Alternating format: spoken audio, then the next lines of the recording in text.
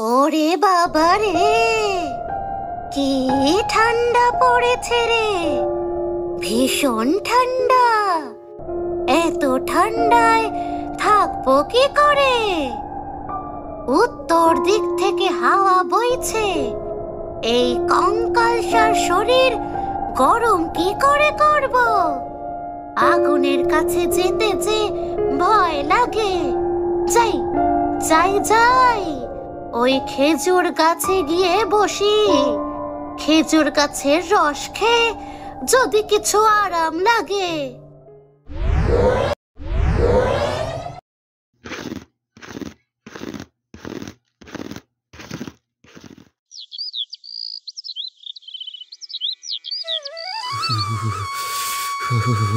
বউ, একটু গরম জল নিয়ে এসো গো, একটু গা হাত পা ভালো করে টিপে দাও গো বউ। আমার আর কি কাজ আছে, সারাদিন বসে বসে তোমার সেবাই করতে থাকি। ঠান্ডাটা বেশ ভালোই পড়েছে গো, আজকের মতো রান্না হবে, কিন্তু এরপরে কি হবে ভেবে দেখেছো? আমি অনেক ভেবেছি, কিন্তু আমি কি করব কিছুই বুঝতে পারছি না। এই ঠান্ডায় মাছ ধরতে গিয়ে তো অসুস্থ হলাম। এত ঠান্ডা লেগেছে যে বিছানাতেই পড়ে আছি কদিন ধরে, মাছ ধরতেও যেতে পারছি না। সংসার চালাবো কি করে আমি ভেবে পাচ্ছি না, ভীষণ কষ্ট গো বউ। আর তো কোনো রোজগারের পথ দেখতে পাচ্ছি না, কি করব বলো তো? ঘরে যে সবকিছু বারণ, তো এবার যে লোকের বাড়িতে চাইতে যেতে হবে, নয়তো ভিক্ষা করতে হবে। এই ঠান্ডায় আমি যদি অসুস্থ না হতাম, তাহলে তোমাকে এইসব চিন্তা ভাবনা করতে হতো না।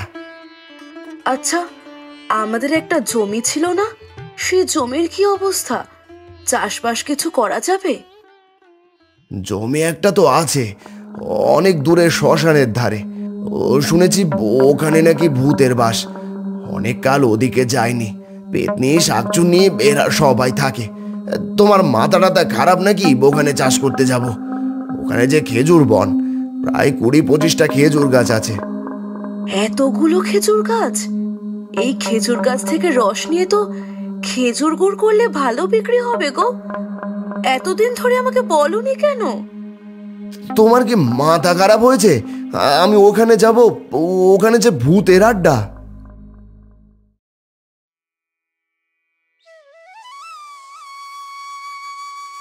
মা, বাইরে ভীষণ ঠান্ডা, তুমি একটু আগুন জ্বালিয়ে দাও না ঘরের ভেতরে, আমি একটু তাপ নিই। আমার যে কোনো শীতের পোশাক নেই। আচ্ছা মা, দাঁড়া, ঘরে একটু আগুন জ্বালাই, তাহলে তোর বাবারও আরাম হবে। ভীষণ ঠান্ডা আজকে।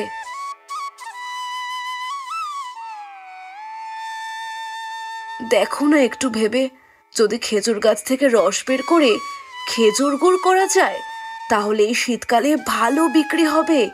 তাহলে এত শীতে তোমাকে আর মাছ ধরতে যেতে হবে না, শীতকালটা খেজুর গুড় বিক্রি করে কেটে যাবে। খেজুর গুড়? সেটা কি আবার বাবা? পিঠের সাথে খাই, রুটি পিঠে এগুলো দিয়ে খাওয়া হয়। খেজুর গাছের রস থেকে তৈরি হয়, কিন্তু ওই যে। তোমার যত ভয়! কখনো গেছো ওখানে? না গিয়ে কি করে বলে দিচ্ছ যে ওখানে ভূত থাকে? বাবা, চলো না আমরা যাই। আমাদের কোথায় খেজুর বাগান আছে? তোমরা কথা বলছিলে, আমি সব শুনেছি। খেজুর গুড় দিয়ে পিঠে খেতে খুব ভালো লাগে। এই শীতে সকলের বাড়িতে পিঠে হচ্ছে, আর আমাদের ঘরে খাবার নেই। বাবা চলো, কোনো ভয় নেই, আমি তো থাকবো। এত করে যেখানে বলছো, তাহলে কালকে আমি একবার দুপুরে যাব। তবে আমি মিলিকে নিয়ে যাব না, যদি কোনো বিপদ হয়। না বাবা, আমি যাব, কোনো বিপদ হবে না।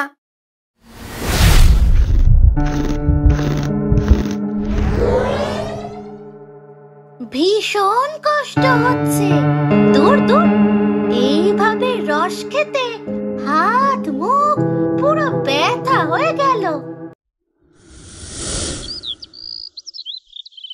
কই রে মা, কোথায় গেলি রে? তুই যে যাবি বলছিলি আমার সাথে, আয়, চলে আয়, আমি যাচ্ছি তো।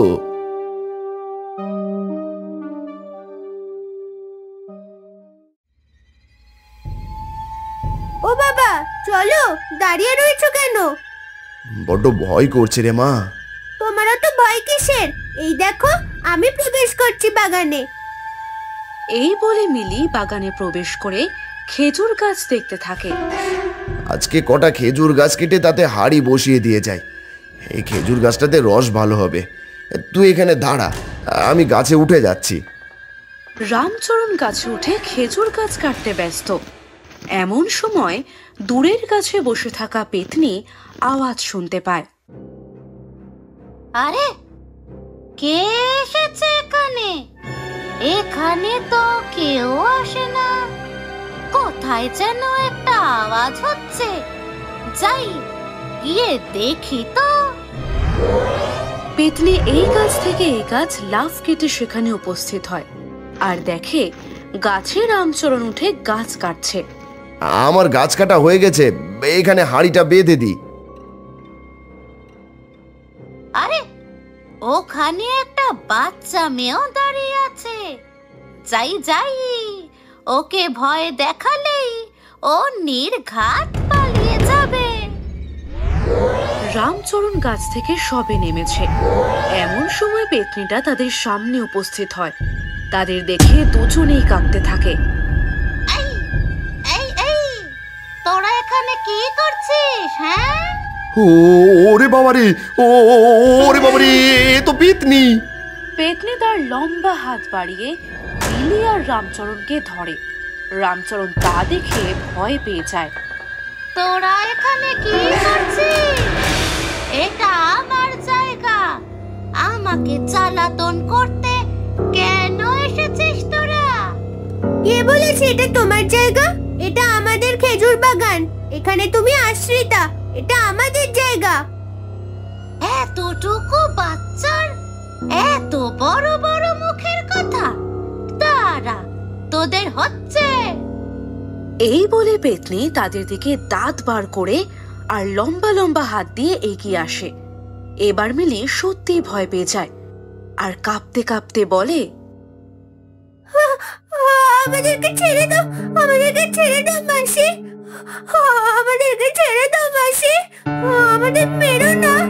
আমার বাবা অসুস্থ, আমার মায়ের শরীর খুব একটা ভালো নয়, আমরা খুব গরিব মাসি, আমাদের ছেড়ে দাও, আমাদের মেরো না।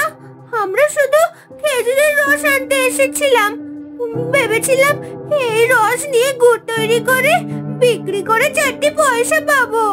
কেমন মেরে তুই? আমাকে মাসি বলছিস? মাসি বলবো না, মা তো বলে সবাইকে সম্মান দিয়ে কথা বলতে হয়। আর তুমি তো আমার মায়ের মতো, মায়ের বোন বা দিদি, তাই আমার সম্পর্কে মাসি। বাহ, আমার সাথে তো কেউ এত মিষ্টি মিষ্টি করে কথা বলে না। আচ্ছা ঠিক আছে, যা যা যা, তোরা কটা হাড়ি বেঁধে দিয়ে আয় গাছে, যা। বাবা, দেরি করো না, সন্ধ্যা হয়ে যাচ্ছে। তুমি তাড়াতাড়ি কটা গাছে হাড়ি বেঁধে ফেলো।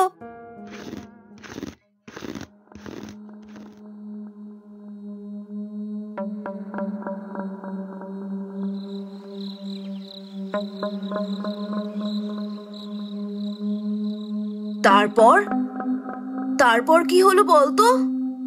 তারপর আবার কি, সব গাছে হাড়ি বেঁধে এসেছে বাবা, আর কয়েকটা গাছে কালকে গিয়ে বেঁধে আসবো। এইভাবে গুড় বিক্রি করলে ভালো টাকা লাভ হবে। আমার যে কি ভয়টাই না লেগেছিল।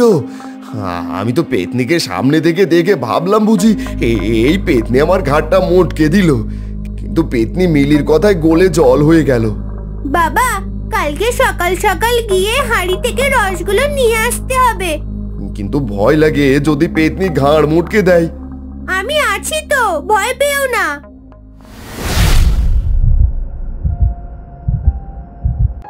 ওরে বাবা রে, আজকে ভীষণ ঠান্ডা। আজকে তো ঠান্ডা ঠান্ডা বাতাস বইছে, হাড়টা পুরো কাঁপিয়ে দিচ্ছে গো। যাই যাই যাই, একটু খেজুর রস খেয়ে গাটা গরম করে আসি।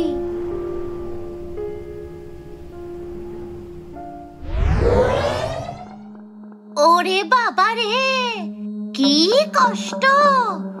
এইভাবে কি হা করে রস খাওয়া যায়? জিভ দিয়ে চেটে চেটেও রস খাওয়া যায় না। কি কষ্ট হচ্ছে আমার। আচ্ছা, ওই মেয়েটা এসেছিল না, কয়েকটা গাছে কলসি বেঁধে গেছে। সেই কলসিতে নিশ্চয়ই রস জমা হয়েছে। যাই তো, গিয়ে দেখি।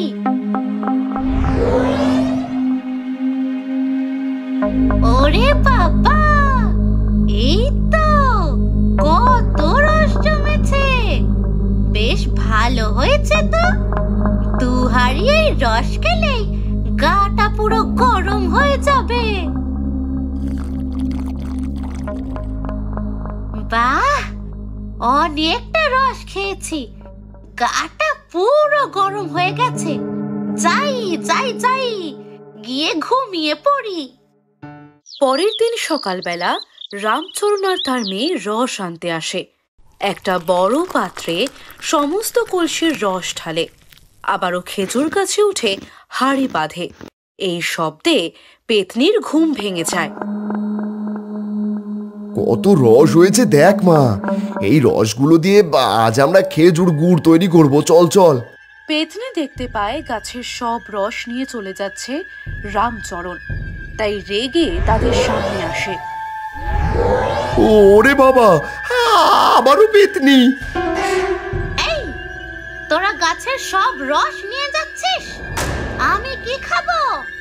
এইগুলো তো আমি খাবো। তোদের আমি সব রস নিয়ে যেতে দেব না। এগুলো আমার। এই, আমাকে দে তোরা, এখান থেকে চলে যা, নয়তো। মাসি, আমরা এগুলো না নিয়ে গেলে গুড় করে বিক্রি করতে পারবো না। না খেতে পেয়ে মারা যাবো মাসি। আমাদের এগুলো নিয়ে যেতে দাও। তাহলে এই শীতে আমি কি খাবো? হ্যাঁ, আমি তোমার জন্য রস রেখে যাব মাসি, আর মাঝে মাঝে তোমার জন্য গরম গরম পিঠে আর খেজুরের গুড় আনবো। কথা দিলাম। মাসি, এগুলো আমাদের নিয়ে যেতে দাও। আহা, আমার মনটা ভরে গেল। এইভাবে আমাকে কেউ মাসি বলে ডাকেনি, আমার জন্য খাবার আনবে বলেনি। আচ্ছা আচ্ছা, নিয়ে যা, তোদের যত ইচ্ছা নিয়ে যা। আমি আর তোদের কখনো আটকাবো না। আমি এখানে থাকবো। তুই মাঝে মাঝে আমার জন্য খাবার আনবি তো? হ্যাঁ মাসি, আমি তোমার জন্য খাবার নিয়ে আসবো। তোমাকে এত ভাবতে হবে না মাসি, আমি কথা দিলাম। আচ্ছা, এই শোন, এত কষ্ট করে তোদের এত ভারী কলসি নিয়ে আর বাড়ি যেতে হবে না। আমি তোদের এত ভারী কলসি তোদের বাড়ি অব্দি বয়ে দেব। চল চল, আমার সাথে চল, তোদের এগিয়ে দিই।